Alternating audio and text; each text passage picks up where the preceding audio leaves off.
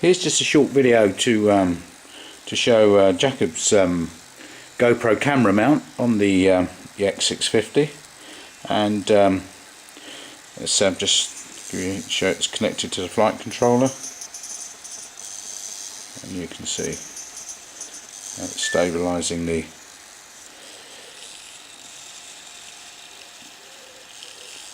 and from the other side